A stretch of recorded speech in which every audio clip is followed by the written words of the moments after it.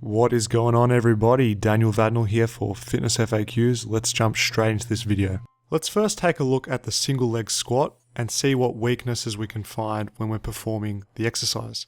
So to start with, we'll talk about what's happening around the hips.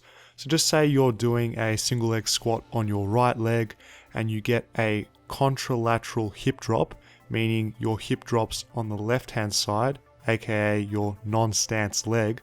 This is a very good indication that you've got weakness in your hip abductors on your right stance leg. So address that with training, reassess your single leg squat and see if you get improvements. Additionally, another common compensation is inward travel of the knee. Also happening at the hip is hip adduction. So when this happens, it's a good sign that you've got some quad weakness or glute weakness, in particular the hip external rotators. So addressing that is going to have an improvement in terms of being able to have better alignment with your knee over your toes. So you want your knee around midfoot in terms of where it's positioned. Moving onwards, in terms of mobility restrictions, we'll take a little look at myself and use that as an example. So I have a slight deficit in terms of my hip flexor strength, and how it manifests itself in the single leg squat is I get some lumbar rounding at the bottom of the movement. I also have slightly less than ideal ankle dorsiflexion. So when you're doing a single leg squat, if your knee is not able to travel slightly in front of your toe all the way to the bottom of the movement, you're going to have difficulty maintaining a nice upright position, the hollow body hold. So to test your strength in this movement pattern, I want you guys lying on your back, legs straight, 9 degrees up in the air.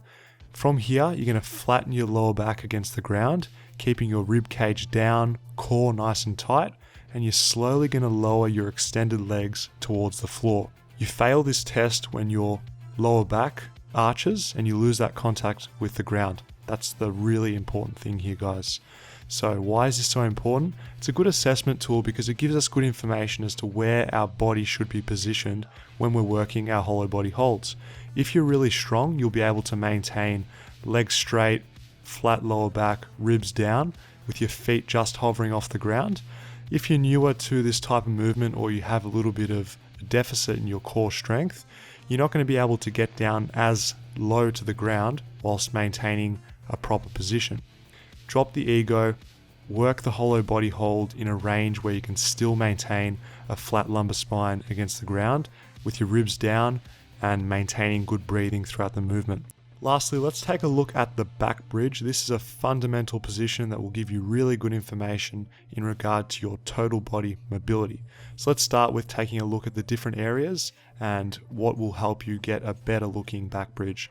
So if you feel a lot of tightness in through, say, from your belly button down to around your mid thigh when you're in the position, that's a good indicator that you need to work on getting some more length through your hip flexors as well as your abdominal region.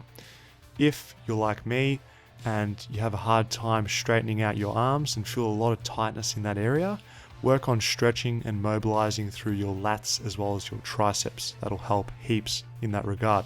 Lastly, taking a look at my back bridge, guys, I'm getting a large kink. What I mean by that is a lot of extra movement happening through, say, my L1 to L3-ish region in my lumbar spine. And this is basically a compensation for a lack of movement elsewhere in my spine. So you can see there's not a whole lot happening in my mid to upper back. So if your bridge looks anything like mine, heavily working on that thoracic T-spine mobility is going to allow you to get a nicer looking back bridge shape and improve your overhead mobility for other movements. Thanks guys for watching. Drop me a comment below, leave a thumbs up on this video. That's literally all you need to do to show your support. Let's keep this channel providing great high quality free content, yeah? I'll see you guys next week Friday for another video.